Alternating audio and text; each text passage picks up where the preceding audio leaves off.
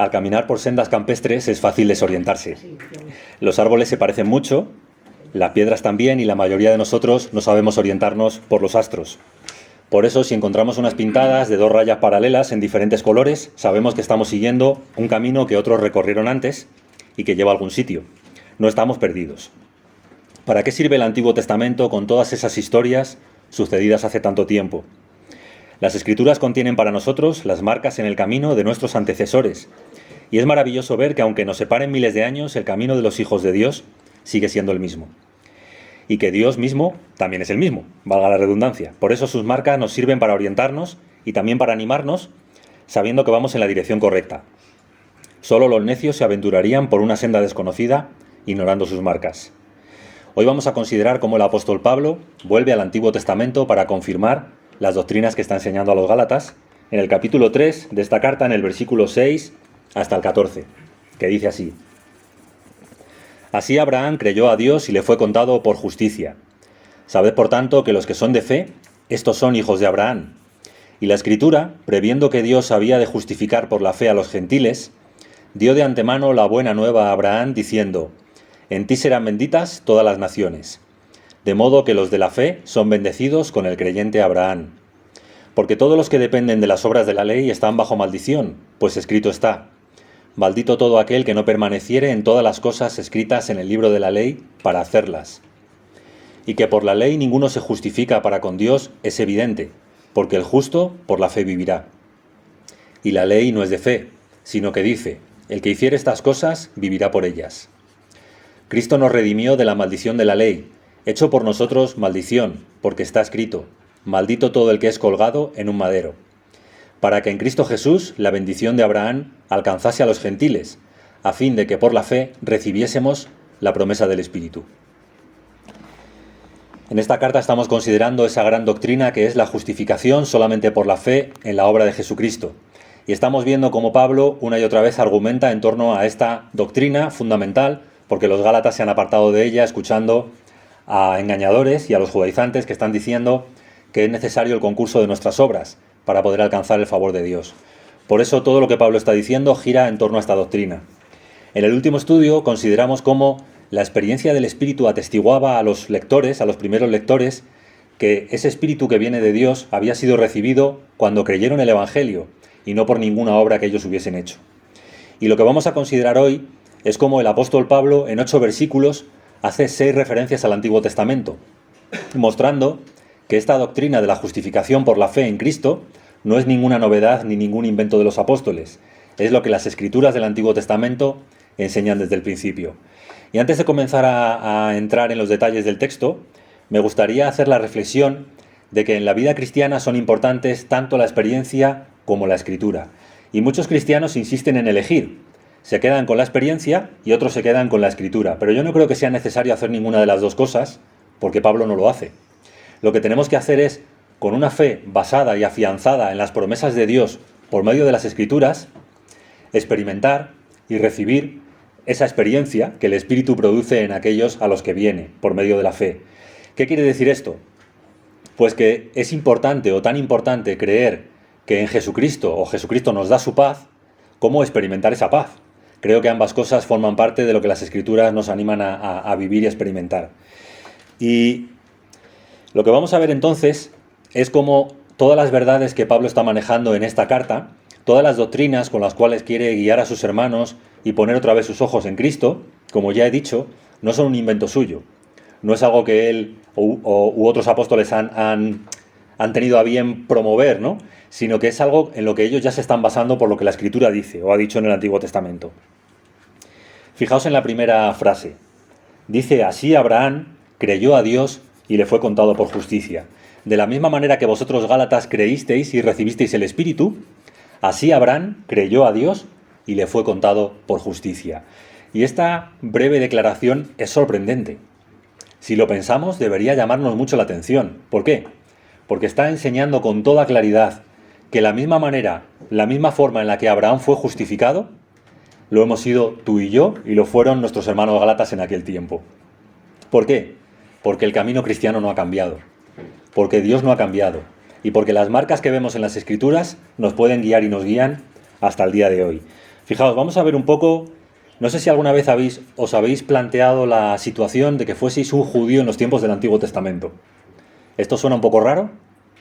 Yo lo he hecho. Y lo que intento con este ejercicio es ver cómo con el Antiguo Testamento podría llegar a las mismas conclusiones a las que llego como cristiano hoy con el Nuevo Testamento. Es decir, cómo partiendo de las escrituras del Antiguo Testamento podría confirmar las creencias que como cristiano tengo. ¿Y qué podemos deducir o qué podemos entender de esta declaración? Abraham creyó a Dios y le fue contado por justicia. Obviamente que la justicia de Dios se obtiene por la fe, ¿no? Es algo que resulta evidente. Ahora, ¿qué es lo que Abraham creyó? Pues el apóstol Pablo está sacando este texto de Génesis capítulo 15, versículo 6. Y el contexto está en que después de volver de la derrota de los reyes, el Señor se le aparece y le dice a Abraham: yo soy tu escudo y tu galardón o tu recompensa será sobremanera grande. Y le dice: mira las estrellas del cielo, ¿las puedes contar? Así será tu descendencia. Y Abraham dice: pues no lo sé cómo, porque no tengo hijo. Entonces, para tener esa descendencia, lo primero que tendría que tener es un hijo. Porque si no lo tengo, el que me va a heredar es mi criado, Eliezer. Y Dios le dice: no va a ser Eliezer quien te herede. Tu hijo te heredará, el hijo que yo te daré. Y dice la Escritura, en ese momento, en el capítulo 15 de Génesis, versículo 6, que Abraham creyó a Dios y esto le fue contado por justicia. Entonces, os repito la pregunta. ¿Qué creyó Abraham para que Dios se lo contase como justicia? ¿Que iba a tener un hijo siendo viejo, de una mujer estéril? Es decir, ¿fue la creencia en un milagro lo que le proporcionó la justicia divina a Abraham? ¿Qué pensáis? La promesa de la descendencia. La promesa de la descendencia, efectivamente. Lo que le está diciendo aquí el Señor a Abraham hay que entenderlo a la luz de otra promesa que le hizo anteriormente. Génesis capítulo 12, versículo 3.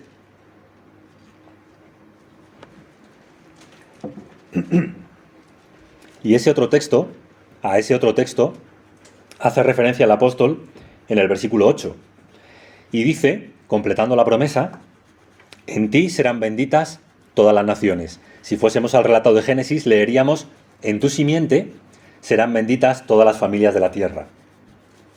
Entonces, ¿qué creyó Abraham para que le fuese contado por justicia? Que iba a ser padre de todas las naciones. ¿Eso es lo que nos ha salvado a nosotros? ¿No? ¿Y le salvó a él? La promesa de Va por ahí. Pero yo creo que hay un matiz en lo que estás diciendo. Él iba a ser padre de naciones, efectivamente, pero fijaos, en ti, en tu simiente, es que van a ser benditas todas las familias de la tierra. Es decir, iba a nacer uno de Abraham, iba a salir un descendiente del linaje de Abraham, en el cual se iba a cumplir la promesa dada por Dios en el jardín del Edén a nuestros padres, que iba a suponer salvación, no solamente para él, sino para familias o para naciones de toda la tierra. ¿Os acordáis lo que dijo Dios a nuestros padres en el Edén? ¿Todavía estaban en el Edén? Les dijo que de la mujer, de la simiente de la mujer, nacería uno que derrotaría, que aplastaría a la serpiente. ¿Os acordáis de esa promesa? De la simiente de la mujer vendría uno que derrotaría a la serpiente y que revertiría los efectos que el pecado había traído sobre la humanidad y sobre la creación. Es decir, es lo que los teólogos llaman el protoevangelio. El mínimo resumen posible del evangelio. Va a nacer un ser humano que va a revertir, que va a triunfar sobre la serpiente y que va a revertir los efectos del pecado. Es verdad que en este anuncio el evangelio está muy en sombras todavía, está muy oculto, pero está la información necesaria. Va a haber un hombre en quien Dios, o por quien Dios, mejor dicho, va a traer salvación universal. Y esto es lo que Abraham creyó, porque la simiente de la mujer iba pasando por generaciones hasta llegar a Abraham, y de la simiente de Abraham vendría Cristo.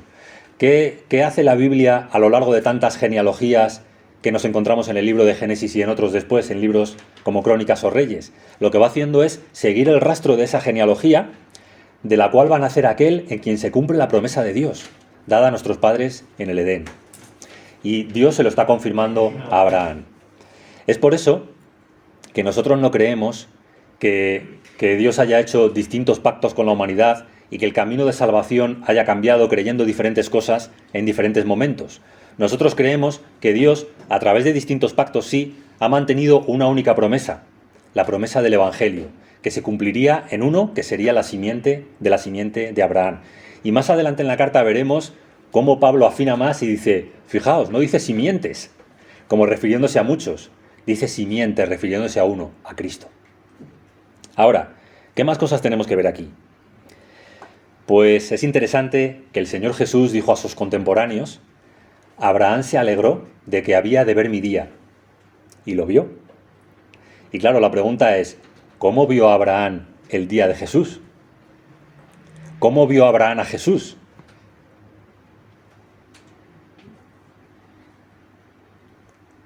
Claro, le dijeron sus contemporáneos, si no tienes ni 50 años, ¿cómo dices tú que has visto a Abraham? Pues Abraham vio a Jesús por la fe. Creyó la promesa de Dios. Y al creer la promesa de Dios, esa fe le fue contada por justicia. Y este es el gran tema, esta es la gran verdad, la gran doctrina que Pablo quiere poner delante de sus lectores. Y les dice, hermanos, que nadie os engañe. La salvación para todas las personas, desde el principio de los tiempos y hasta ahora y hasta el fin de los tiempos, siempre ha sido solamente por la fe en Jesucristo. Ahora, ¿qué desafío tenemos o qué complicación tenemos? Bueno, es cierto que en el Antiguo Testamento la salvación en Cristo es anunciada claramente, pero también por medio de sombras y tipos. Son anuncios proféticos de algo que está por suceder. Y lógicamente, el cumplimiento de estas profecías y de estas promesas lo tenemos nosotros en el Nuevo Testamento. Y esto nos da una claridad y una luz mucho mayor a nosotros para entender cómo han sido las cosas. Pero es importante entender que el camino de salvación ha sido uno y el mismo. Ha sido la promesa dada por Dios en Cristo Jesús. Y esto es a lo que Pablo está apelando. Algunas personas dicen que no les gusta el Antiguo Testamento, que es difícil de entender, que les aburre, que hay muchas historias ahí enrevesadas, muchas genealogías, que es algo como mucho más oscuro y complejo. Y en un sentido es verdad. En un sentido el Antiguo Testamento nos es más ajeno y es más lejano, y como digo, anuncia en sombras lo que el Nuevo Testamento revela claramente. Una de las mejores ilustraciones que he escuchado acerca de Antiguo y Nuevo Testamento es que el Antiguo Testamento y el Nuevo Testamento son como una habitación en la que hay un mobiliario y en la que está llena de objetos. ¿Qué pasa? Que en el Antiguo Testamento la luz está apagada. Todo está ahí, pero solo puedes ver siluetas, solo puedes ver perfiles.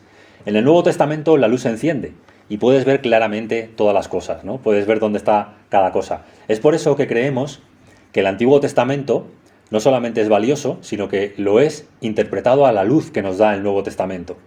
Es por eso que escucharéis en las predicaciones los domingos cómo continuamente se nos expone el Antiguo Testamento desde la luz que nos da el Nuevo.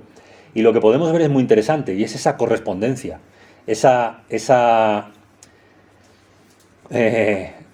correspondencia, no se me ocurre otra palabra, absoluta que hay entre el Antiguo Pacto y el Nuevo Pacto, que están apuntando a la misma persona y que están apuntando a la salvación en Cristo Jesús. Ahora es lo que Pablo está exponiendo aquí, y lo va a hacer de diferentes maneras, ¿no? Pero hay algo más que revela el Antiguo Testamento y que es muy interesante. Primero hemos visto que la justificación es por la fe, para todos los que creen, en la simiente de Abraham, en ese que había de nacer, en Cristo Jesús. Y lo siguiente que dice es que esa promesa es para todas las familias de la tierra. Dice el apóstol, sabed que los que son de fe, estos son hijos de Abraham. ¿Con qué problemas se encontró el Señor Jesús entre sus contemporáneos tantas veces?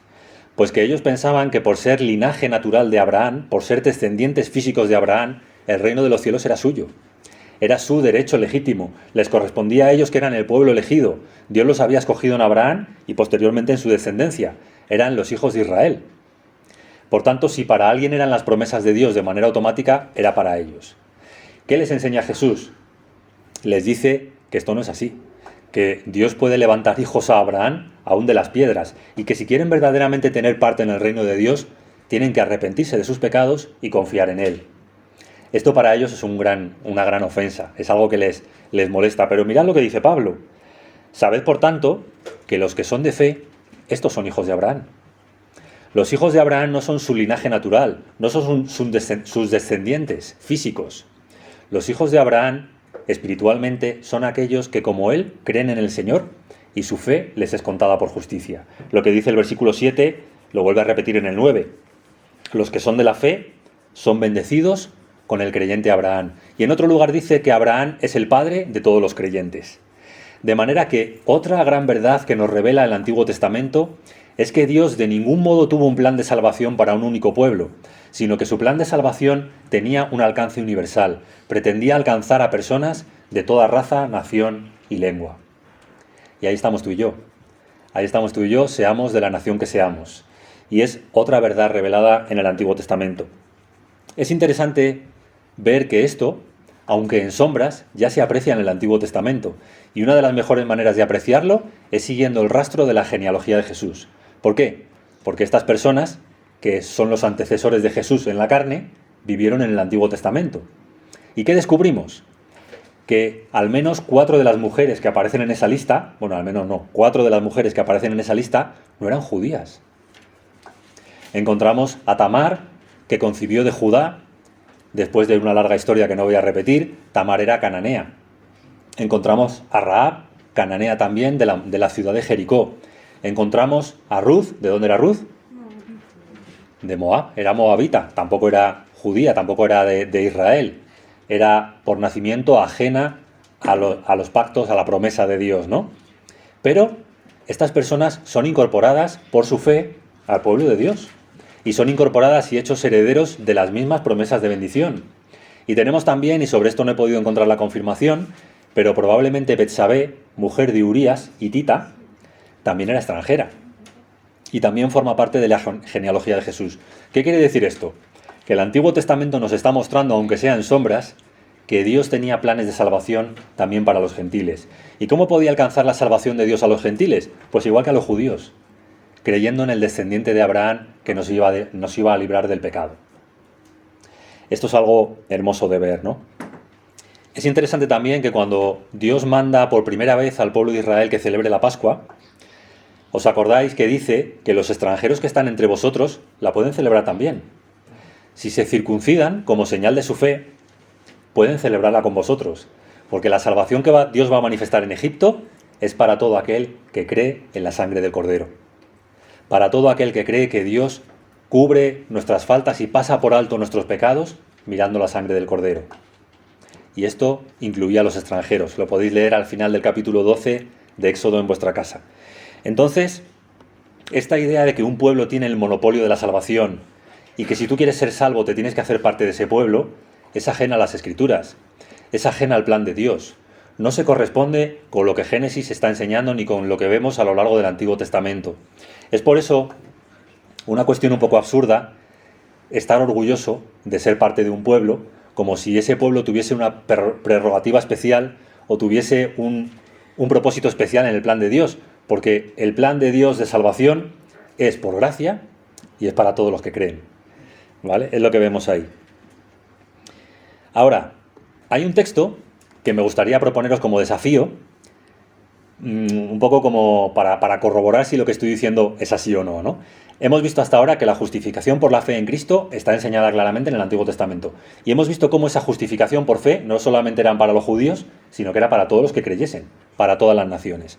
Ahora, acompáñame un momento a Hebreos capítulo 11, versículos 39 y 40, donde yo creo que da una explicación bastante coherente de la diferencia que hay entre unos y otros, entre los que hemos vivido en los tiempos del Nuevo Testamento, los últimos tiempos, y los que han vivido antes. Dice así el autor anónimo de la carta a los Hebreos: y todos estos, refiriéndose a los santos del Antiguo Testamento, aunque alcanzaron buen testimonio mediante la fe, no recibieron lo prometido, proveyendo Dios alguna cosa mejor para nosotros, para que no fuesen ellos perfeccionados aparte de nosotros. ¿Esto desmiente o corrobora lo que estoy diciendo? ¿Sí? Hay personas que cuando ven este texto dicen, fíjate que ellos no recibieron lo prometido. ¿Qué quiere decir que no recibieron lo prometido? Tienen que esperar. Claro. Que todos estén salvos. Ellos, los santos del Antiguo Testamento, no vieron el cumplimiento de la promesa de Dios en Cristo. No llegaron a vivir para ver esto. Es decir, lo vieron por la fe como Abraham mirando hacia el futuro y creyendo la promesa de Dios. En un sentido nosotros tampoco lo hemos visto. Nosotros lo creemos mirando hacia el pasado. ¿Cuál es nuestra ventaja? Que nosotros podemos ver el anuncio y el cumplimiento. Entonces podemos decir que nuestra fe tiene más elementos, ¿no?, en los que sostenerse, porque tiene el Nuevo Testamento y tiene el cumplimiento que refiere el Nuevo Testamento. Pero mirad la última frase que dice aquí. Dice, proveyendo Dios alguna cosa mejor para nosotros, que hemos visto el cumplimiento, dice, para que no fuesen ellos perfeccionados, aparte de nosotros. Entonces, ¿cuál ha sido el destino de aquellos que han creído a través de las sombras y los tipos del Antiguo Testamento? Ser perfeccionados. Igual que lo vamos a hacer nosotros. ¿Nos damos cuenta? Hay una sola fe, hay un solo evangelio, hay un solo camino de salvación, hay una sola esperanza que los hombres tienen de llegar a ver el reino de Dios, aquella ciudad que tiene fundamento, cuyo arquitecto y constructor es Dios, y es Cristo Jesús, y es por medio de la fe en Él. Y esto para unos, igual que para otros. Ahora, esto es lo primero que dice el apóstol en estos versículos que hemos considerado, ¿no? Justificación por fe para todas las naciones y por medio de Cristo. Y ahora vamos a ver cómo responde por medio de las Escrituras del Antiguo Testamento a quienes, ignorando estas cosas, se quieren apoyar en la ley para justificarse delante de Dios. Y lo vemos a partir del versículo 10. Dice, porque todos los que dependen de las obras de la ley están bajo maldición, pues escrito está, maldito todo aquel que no permaneciere en todas las cosas escritas en el libro de la ley para hacerlas. ¿Cuál es el problema? ¿Cuál es el problema de aquellos que buscan una justificación por obras? Pues que no comprenden realmente el propósito y el sentido de la ley. La ley es una unidad. La ley no es algo que puedes presentarte como un examen y si apruebas, si aciertas más preguntas que fallas, entonces apruebas, ¿no? Tienes 10 preguntas, si aciertas 5, aprobado. No, la ley no funciona así. La ley es una unidad que nos presenta el carácter justo de Dios. Y si te quieres justificar por la ley, lo que tienes que hacer es un cumplimiento perfecto de la ley, para que Dios te acepte por tu propia justicia. Dentro de poco se van a presentar algunos chavales a los exámenes para acceso a la universidad, ¿no? Imagínate que te dijesen, tienes 100 preguntas. Si fallas una sola, estás suspendido. Y además vas a hacer el examen en otro idioma, que no conoces. ¿Quién puede aprobar ese examen? Está fuera de tus capacidades, está fuera de tus posibilidades. Y es lo que el apóstol está tratando de mostrar. La ley no fue dada como un camino para justificar al hombre por sus obras. La ley tenía otro propósito. ¿Cuál era el propósito original de la ley? Si prestamos atención a las palabras que forman el encabezado de los 10 mandamientos, en el libro del Éxodo, leemos lo siguiente. Dice, yo soy el Señor tu Dios, que te sacó de la tierra de Egipto, de casa de servidumbre. El preámbulo de la ley, lo que encabeza la ley, es la salvación de Dios para su pueblo. Dios ya los ha salvado, ya los ha librado de Egipto de mano de sus opresores. Y lo que les está diciendo, por medio de la ley, es, esta es la manera en que podéis vivir una vida más elevada, y esta es la manera en que podéis relacionaros conmigo y entre vosotros después de la salvación que yo os he dado. Es decir, la ley en el Antiguo Testamento, el propósito de la ley de Dios para su pueblo era cómo vivir una vida más elevada, cómo relacionarse con Dios y con el prójimo siguiendo las instrucciones después de haber sido salvados. Y esto es muy importante. ¿Qué sucedió? Pues que los seres humanos, con nuestro entendimiento caído y con nuestro orgullo también, tendemos a malinterpretar las cosas y desde muy temprano interpretamos que la ley era un camino para ganar el favor de Dios. Es decir, no que Dios ya nos había salvado, sino que por medio de nuestra obediencia nos salvaría. Y ahí vino toda la complicación. Ahí vino el gran engaño, detrás del cual debemos ver a Satanás, y detrás del cual tantos siguen presos hoy. Detrás de la aspiración de que si todavía no somos buenas personas, podemos llegar a serlo. Esto es lo que todavía piensan muchos en medio de nosotros. No soy perfecto. Yo sé que todavía no doy la talla de lo que Dios demanda, pero estoy en ello. Tarde o temprano llegaré. Dame un poco de tiempo. No, amigo, amiga, mira este texto. Dice el apóstol Pablo, todos los que dependen de las obras de la ley están bajo maldición. Porque la ley es una unidad orgánica y con que falles en un solo punto eres culpable de toda. No sé, bueno, aquí la mayoría son muy jóvenes, pero los que tenéis de 50 para arriba, recordaréis que antiguamente, cuando una piedrecita daba en el cristal de tu coche, el cristal se hacía añicos. Ahora no, ¿no? Ahora los cristales son de otro material y puedes tener un gran golpe y el resto del cristal está bien y ahí está el golpe. Pero los cristales antiguos son una buena ilustración de lo que quiero decir. Un golpecito en cualquier parte destruía el cristal entero. Así pasa con la ley de Dios. Cualquier fallo en cualquiera de sus puntos destruye la totalidad, te coloca bajo maldición, porque la ley dice, maldito el que no permanezca en todas las cosas escritas en el libro de la ley para hacerlas. Si quieres escoger ese camino, lo vas a tener muy difícil. Ahora, esto naturalmente es lo que el apóstol Pablo está diciendo a los Gálatas acerca de los judaizantes. Estos que vienen a vosotros y os dicen, no, solo tenéis que circuncidaros de momento. Bueno, tenéis que circuncidaros, pero si te quieres justificar por la ley y vas a empezar por la circuncisión, ¿qué vas a hacer con lo demás? ¿Te vas a colocar otra vez bajo el yugo de maldición? ¿Os acordáis de la imagen que he elegido, ¿no?, para representar esta carta de Gálatas? Un pájaro con la puerta de la jaula abierta, que puede irse libre y volar y surcar los cielos, pero que decide volver a la esclavitud y decide volver a meterse en la jaula. Esto es lo que están haciendo los Gálatas al dar oído a estos judaizantes. Volver a ponerse bajo un yugo que ni ellos ni sus padres han podido llevar, porque no hay hombre que pueda cumplir en sus fuerzas la ley de Dios. Ahora, un dato importante que antes se me ha pasado por alto, pero que quiero mencionar ahora. ¿Cuándo fue justificado Abraham? ¿Antes de la circuncisión o después? Abraham fue justificado bastantes años antes de que Dios le ordenase la circuncisión para él y para todos los varones de su casa. De tal manera que la circuncisión no juega ningún papel en la justificación de Abraham. La circuncisión es una señal externa de aquel y de aquellos que por la fe en Cristo ya han sido justificados. Por tanto, pensamos de la circuncisión lo mismo que pensamos del bautismo hoy nosotros. El bautismo no salva a nadie. El bautismo es una señal externa de una realidad interior, de un lavamiento interior que ha sucedido en todos aquellos que han puesto su confianza en la sangre de Jesucristo. Estos han sido lavados por el Espíritu Santo, regenerados de sus culpas y pecados, nacidos de nuevo, y estos que han tenido esta experiencia interior por el Espíritu Santo dan testimonio obedeciendo la ordenanza del Señor Jesucristo por medio del bautismo. Pero el bautismo no salva a nadie, como la circuncisión no ha salvado nunca a nadie, ni nunca lo va a hacer. Es por eso que creo que el apóstol Pablo, entre todos los ejemplos de justificación por fe que podía haber escogido del Antiguo Testamento, escogió a Abraham.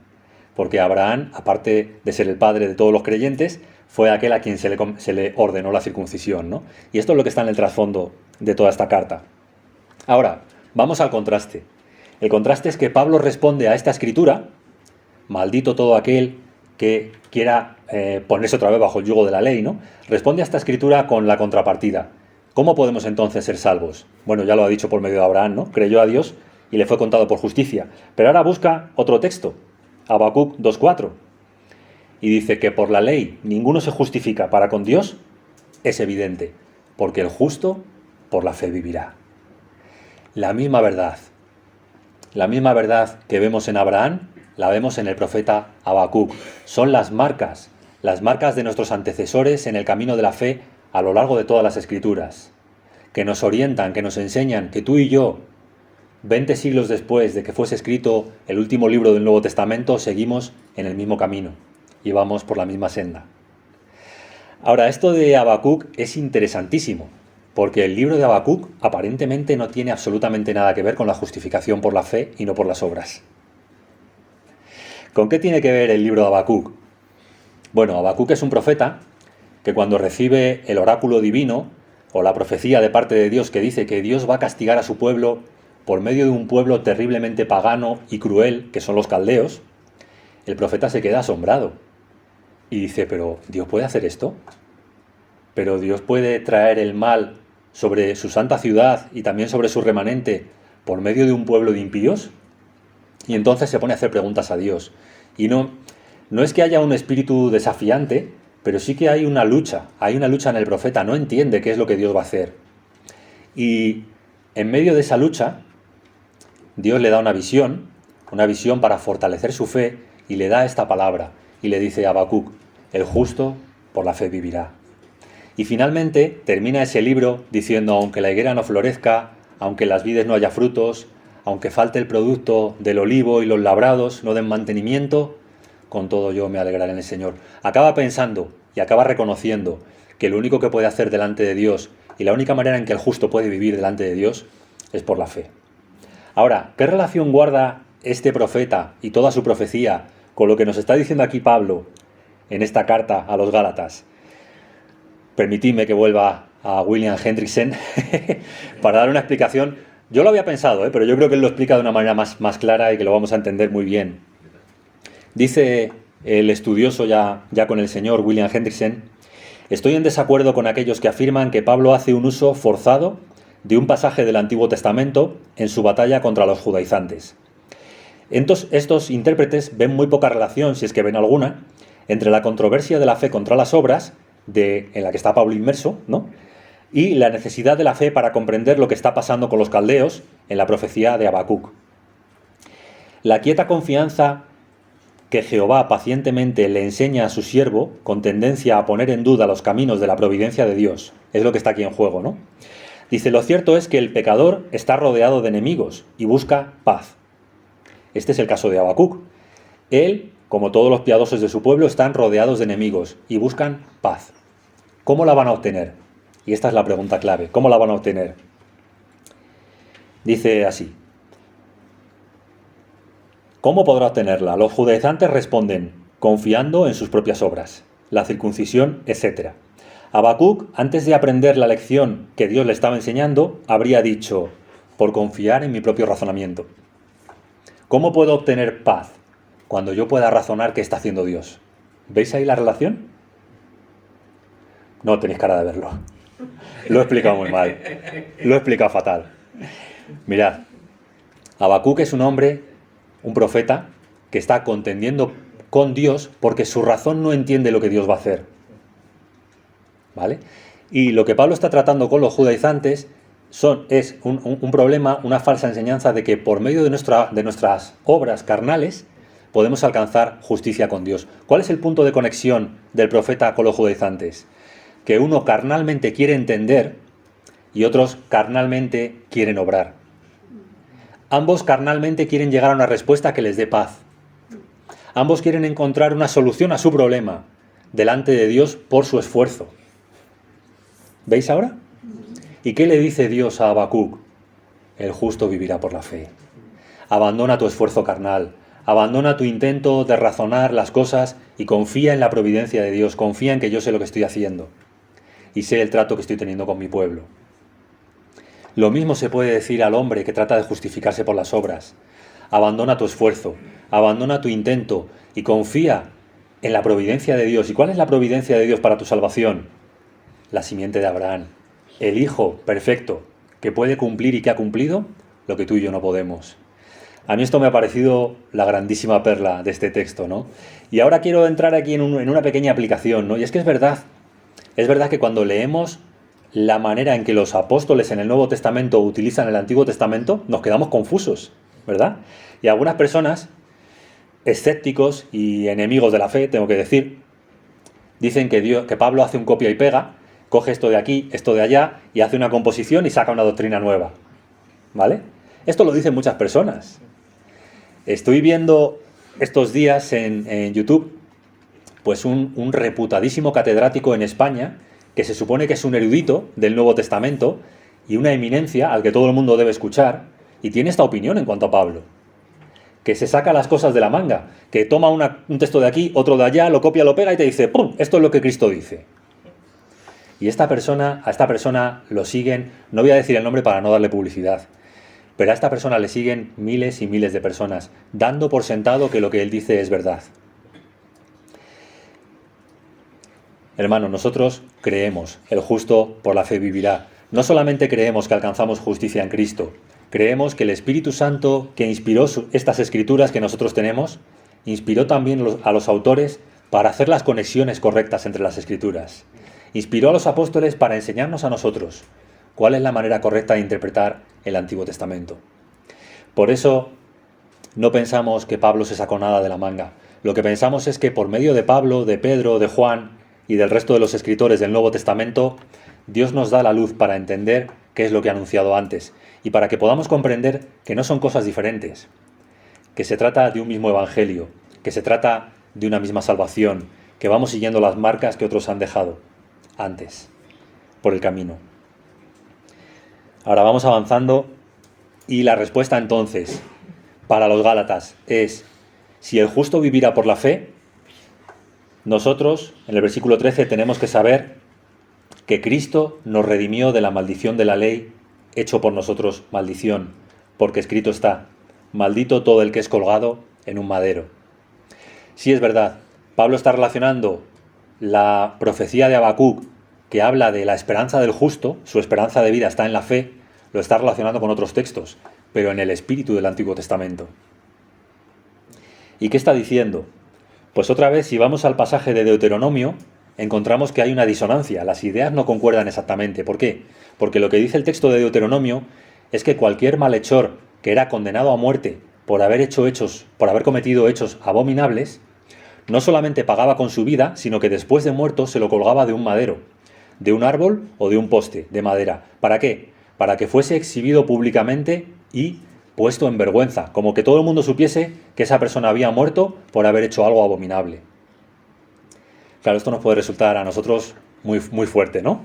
Pero esto es lo que sucedía y este era el castigo que la ley mosaica imponía sobre personas que cometían ciertos pecados. No solamente pagaban con su vida, sino que eran expuestos públicamente. ¿Cuál es la impresión tremenda para nosotros en cuanto a esta enseñanza? Que Pablo dice que aquel que fue puesto en evidencia colgado de un madero fue Cristo Jesús, quien no hizo pecado ni se halló engaño en su boca. ¿Por qué? Porque, como dice aquí, Cristo nos redimió de la maldición de la ley, nos compró, nos libró. ¿Cómo? Hecho maldición por nosotros. Todos nuestros pensamientos más oscuros, todas nuestras malas palabras, todos nuestros atentados contra la gracia de Dios y contra su honor y gloria, todas las faltas que hemos cometido durante toda nuestra vida y que seguimos cometiendo, fueron puestas sobre Cristo Jesús en el madero. Y es un momento de recordar otra vez que la muerte de Jesucristo no fue solamente una pena capital y ya, fue la muerte de un maldito. Recordáis que el Señor Jesús muere entre dos malhechores, probablemente con delitos de sangre por atentar contra los romanos, y lo que se pretende mostrar es que Él está muriendo al mismo nivel, como una persona que merece el mayor de los desprecios. Es interesante una vez más notar que cuando se da esta palabra por parte de Moisés en Deuteronomio, los romanos no existen. La crucifixión no existe. La pena capital de los romanos de la muerte en la cruz no existe. Pero podemos notar ese elemento sobrenatural y sorprendente de las Escrituras, por medio del cual esta pena anunciada solamente para los malditos se cumple siglos después bajo otra cultura y otras leyes, en la persona de Cristo. Esto solo lo digo como comentario para los que os guste esta curiosidad. En el Salmo 22, David dice: en el Espíritu horadaron mis pies y mis manos. Sabéis que el horadar los pies y las manos era parte de la muerte de cruz. Igual, en tiempos de David, la muerte de cruz no existía. ¿Cuál es la conclusión a la que llegan los estudiosos? El Salmo 22 fue escrito después de la muerte de Cristo. La incredulidad es incurable, salvo que Dios venga a nuestra vida y abra nuestros ojos y nos muestre que Él es veraz y que su palabra es veraz y que somos nosotros los mentirosos y los que no queremos creer su santa palabra. Ahora, el Señor cargó en Él el pecado de todos nosotros. En una ocasión tuve un accidente, perdona que cuente algo personal, ¿no? Pero tuve un accidente doloroso, con rotura de huesos, con bastante dolor, ¿no? Podéis imaginar, fractura de vértebras, costillas, etc. Y claro, cuando mi padre vino a verme al hospital, se me quedó mirando y no le salían las palabras. Claro, yo no me veía porque yo estaba tumbado, pero yo veía su cara de desencajada, ¿no? De gran sufrimiento. Y lo único que acertó a decir es: hijo mío, ojalá pudiese estar en tu lugar.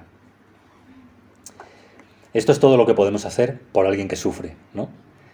Estar cerca de él y tener el deseo, el profundo deseo de ser nosotros los que estemos llevando ese mal. Pero la realidad, hermanos, es que cada uno tiene que llevar su propio dolor y cada uno tiene que llevar su sufrimiento. Y podemos sobrellevarlo en alguna medida, Pero ¿quién nos puede librar del sufrimiento de nuestro propio pecado? Aquel que toma nuestro pecado y lo pone sobre sí mismo. Cristo Jesús se pone en nuestro lugar. Cuando pienses en la cruz, cuando yo pienso en la cruz, la única forma en que podemos hacerlo es dándonos cuenta de que ese era nuestro justo destino. Pero otro lo ha ocupado por nosotros. De manera que en el Evangelio y que en la redención y salvación que encontramos en Cristo hay mucho más que buenas intenciones. Hay una sustitución vicaria. Hay alguien que ocupa nuestro lugar y que se ofrece para llevar el castigo que a ti y a mí nos corresponde. Por su llaga fuimos nosotros curados, dice el profeta Isaías. ¿Por qué? Porque el Señor cargó en él el pecado de todos nosotros. Este es el asombro del Evangelio.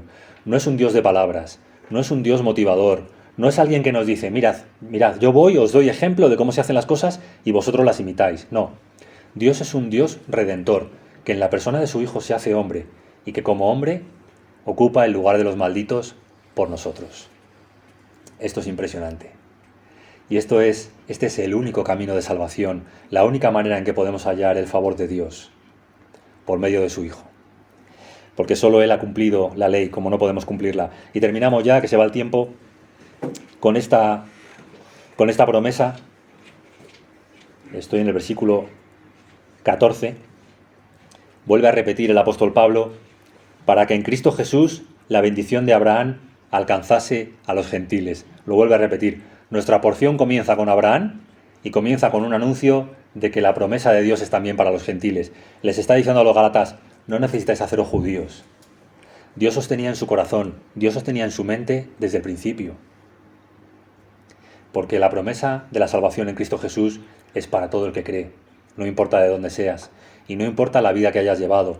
No importa cuáles sean tus pecados, ni lo lejos que hayas andado de Dios. Si crees que Cristo Jesús es tu justicia, Él cargó por ti la maldición. Y termina diciendo, a fin de que por la fe recibiésemos la promesa del Espíritu. Mirad, hemos visto que todas las grandes doctrinas del Nuevo Testamento no se las inventa ningún apóstol. Están, aunque sea en sombras, en el Antiguo Testamento. ¿La promesa del Espíritu Santo está también anunciada en el Antiguo Testamento? Sí, podéis decirlo sin miedo, no nos vamos a equivocar. No hay ninguna gran doctrina cristiana, ninguna revelación que Dios haga en el Nuevo Testamento que no esté apuntada, aunque sea en sombras, en el Antiguo Testamento. También la promesa del Espíritu Santo.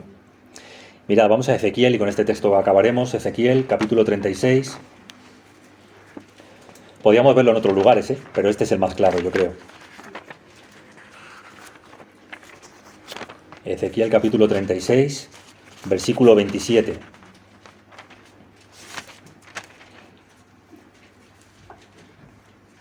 Bueno, está en un contexto. Os daré corazón nuevo, pondré espíritu nuevo dentro de vosotros y quitaré de vuestra carne el corazón de piedra y os daré un corazón de carne. Y mirad, y pondré dentro de vosotros mi espíritu.